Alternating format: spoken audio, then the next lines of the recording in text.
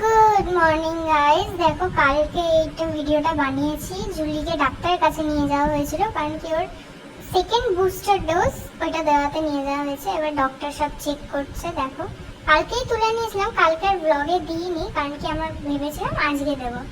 তাই দেখো ওকে আর সামলানো যাচ্ছে না, বাইরে নিয়ে গিয়ে একদম পাগল হয়ে যাচ্ছে নিচে নামার জন্য। বাট এখন নিচে নামলে ও কি বুঝবে যে ওর কোনো ইনফেকশন হয়ে যাবে? আমাদেরকেই বুঝে ওকে সামনে রাখতে হবে। আর দেখো কিরম পাগলামো করছে। আজকে ওর ভ্যাকসিন হবে, একটু তো কিরম একটা লাগছে যে এখন ওকে ছুঁচ ফোটানো হবে।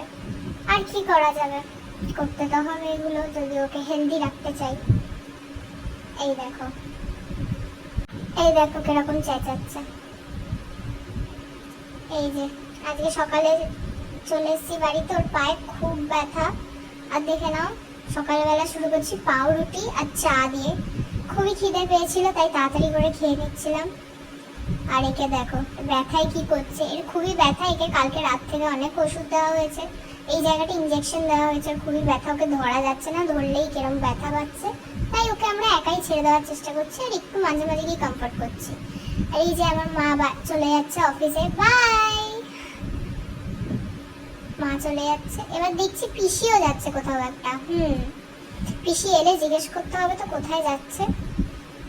দেখো মা চলে যাওয়ার পরে খুব স্যাড। মা কোথায় গেল, রোজই চেঁচায় যখন মা যায় যে আমার মাটা কোথায় গেল। ও খুবই খারাপ লাগে একা একা।